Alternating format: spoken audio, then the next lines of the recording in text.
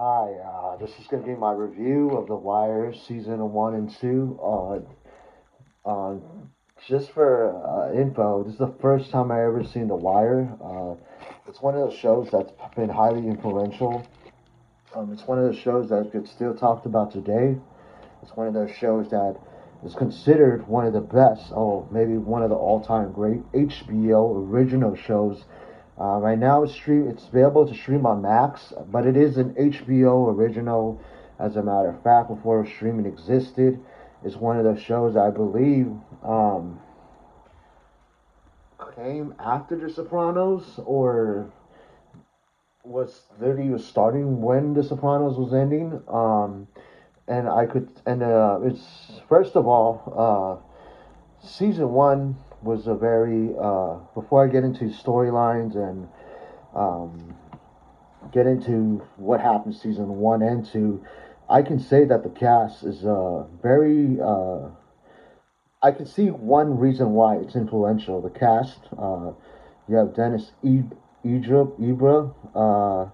There's a lot of black actors and actresses that are in this cast that would still have careers to this day, and I believe would still work on like other hit shows later in their career. Um, Second of all, I see that the cast is very diverse, and I think this first season starts in 2002, and I assume that year.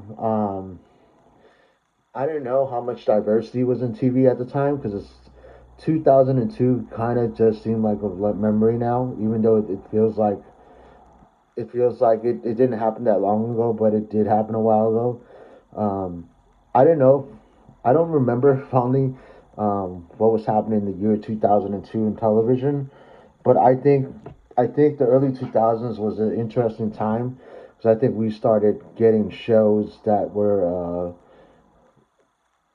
very influential per se, and we would get these new shows that would kind of like tell stories about reality or like somewhat the reality that would later happen in the future. I think, and third, I think the show's most influential.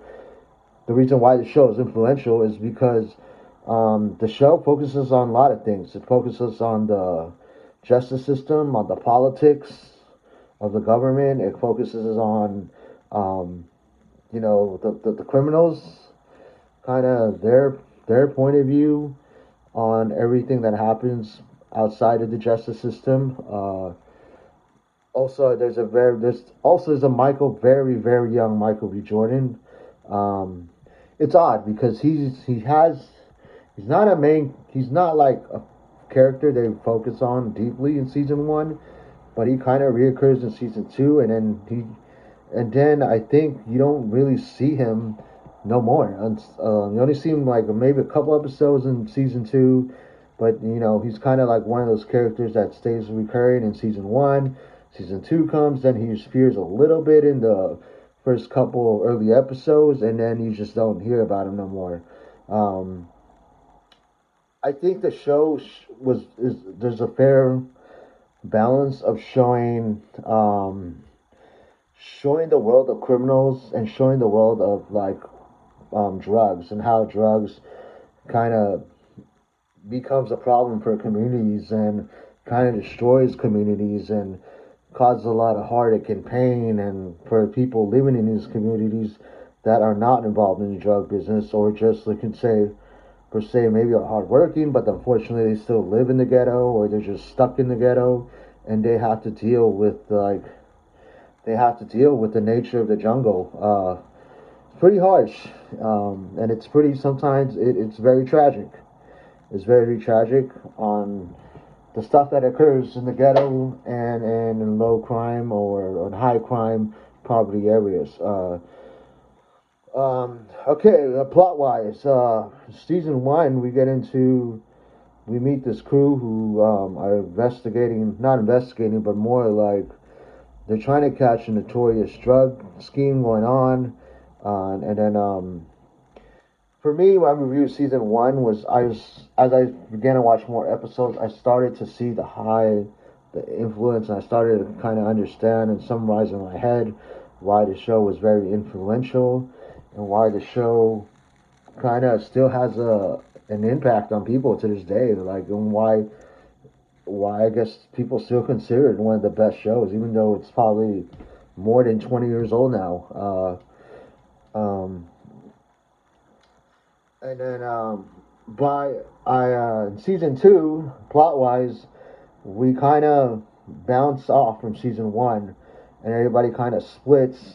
Spoiler alert! Everybody kind of splits, and they're kind of all doing their own thing because everybody's separated, and then right in the middle of season two, the gang gets back together to investigate a crime that happens at the Port Authority of Baltimore, and the reason the lieutenant from season one, or the guy who was in charge of the crew, um, gets convinced or kind of makes a deal with the chief of police or with some higher up to kind of. But he says on one condition, I will solve this crime, or if I pick who was on my team, and then you see everybody from season one get back together as a team. Now, the both thing that happened, spoiler alert, both things that happened in season one and two, I believe, is that they get so close to just solving the case, and then next thing you know, something happens, and no one ends up. They don't completely get everybody, and that happens in season one. Spoiler alert: the girl on the team gets shot, and then it kind of creates a aftermath, and the aftermath ends up not being so good for everybody because um, everybody's affected by the what happens in by the end of season one. Also in season two, kind of similar, we see them trying to get everybody, and including the higher ups in the crime case, trying to get them, and we see how they only able to get certain people, but they don't get technically they don't really get everybody who was involved in the crimes of the second season. Um, in my opinion, I think season two uh, had a more, you could say, effect as you watch it, because I think the point of season two was trying to say that as that sometimes